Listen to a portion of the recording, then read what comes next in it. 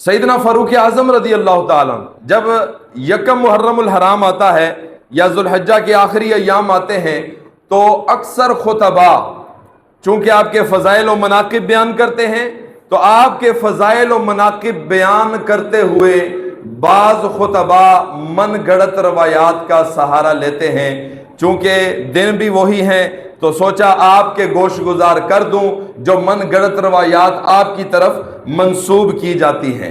ان میں سب سے پہلی روایت یہ ہے، یہ کل پرسوں میں ایک خطیب صاحب کو سن رہا تھا، پاکستان کے بڑے مشہور و معروف خطیب ہیں، یہاں تک کہ میں بھی ان کا بڑا فین ہوں جناب، تو مجھے پتہ ہے کہ یہ واقعہ من گڑت ہے، لیکن ان کا انداز ایسا تھا، یقین کریں سن کے میری آنکھوں میں بھی آنسو آ گئے، حالانکہ مجھے پتہ یہ من گڑت واقعہ، تو میں نام نہیں لیتا، آپ یوٹیوب پہ سرچ کریں گے تو آپ کو پتہ چل جائے گا۔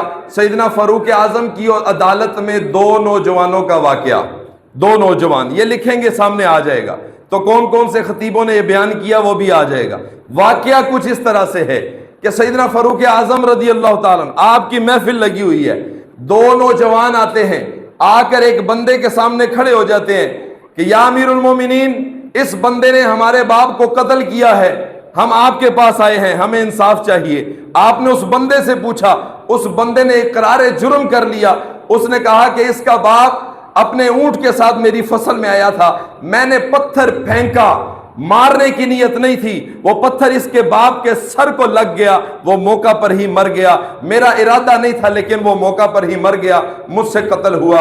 آپ نے فرمایا کہ یہاں پر فیصلہ لکھنے کی بھی ضرورت نہیں ہے، تم نے اقرار جرم کر لیا، ان النفس بالنفس، جان کا بدلہ جان ہے، تمہیں اپنی جان دینی پڑے گی۔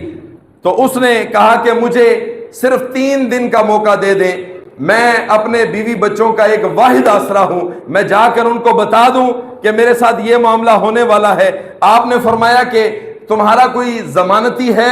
اب پورے مجمع کے اندر ایک سکتہ طاری ہو گیا، کوئی ضمانت دینے والا نہیں ہے۔ اتنے میں حضرت ابو ذر غفاری رضی اللہ تعالیٰ جو اس امت کے درویش ہیں وہ کھڑے ہوتے ہیں کہ میں اس کی ضمانت دیتا ہوں۔ اے ابو ذر غفاری، کیا تو اس کو جانتا ہے؟ نہیں۔ اس کا نام جانتا ہے؟ نہیں۔ اس کا علاقہ جانتا ہے؟ نہیں۔ کیا اس کا کوئی قبیلہ جانتا ہے؟ نہیں۔ پھر اس کی ضمانت کیوں دے رہا ہے؟ فرمایا کہ میں ضمانت دیتا ہوں، آپ اس کو جانے دیں، مجھے لگتا ہے کہ یہ بندہ سچا ہے، یہ واپس آئے گا۔ آپ نے 3 دن کی رخصت دے دی، وہ 3 دن کے لیے چلا گیا۔ حضرت ابو ذر غفاری رضی اللہ تعالیٰ اب دیکھ رہے ہیں 3 دن گزر گئے، اب عصر کا وقت ہوا، ندا دے دی گئی، لوگ اکٹھے ہو گئے۔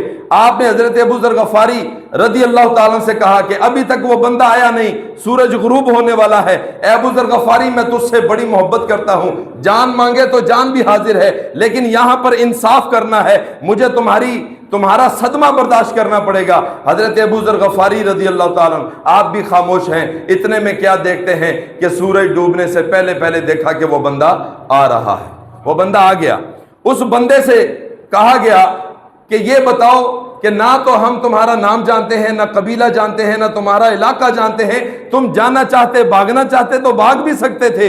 اس نے کہا کہ میں وعدہ کر کے گیا تھا، کل قیامت کے دن کو یہ نہ کہتا کہ فاروق اعظم کی عدالت میں ایک مسلمان وعدہ کر کے گیا تھا، وہ وعدہ خلافی کر گیا۔ اے ابو ذر غفاری، تو نے ضمانت کیوں دی تھی جبکہ تم اس کو جانتے نہیں تھے؟ انہوں نے کہا کہ کل قیامت تک کوئی یہ نہ کہے فاروق اعظم کی عدالت میں اتنے مسلمان بیٹھے ہوئے تھے، ایک مسلمان ضمانت مانگ رہا تھا، کسی نے ضمانت نہیں دی تھی، اس لیے میں کھڑا ہو گیا کہ اگر میری جان بھی چلی جائے تو چلی جائے لیکن میں ضمانت دوں گا۔ جب یہ منظر دیکھا تو وہ 2 نوجوان جو تھے انہوں نے کہا کہ اس کا وعدہ وفا ہم نے دیکھا، ان کی ضمانت دینا ہم نے دیکھا، ہم یہ منظر دیکھ کے ہم کہتے ہیں کہ ہم نے اس کو معاف کیا، ہم نے قتل معاف کیا۔ اب دیکھیں نا، بے ساختہ زبان سے سبحان اللہ نکلا ہے جی، وہ بڑے دردناک طریقے سے وہ یہ منظر سنا رہے تھے۔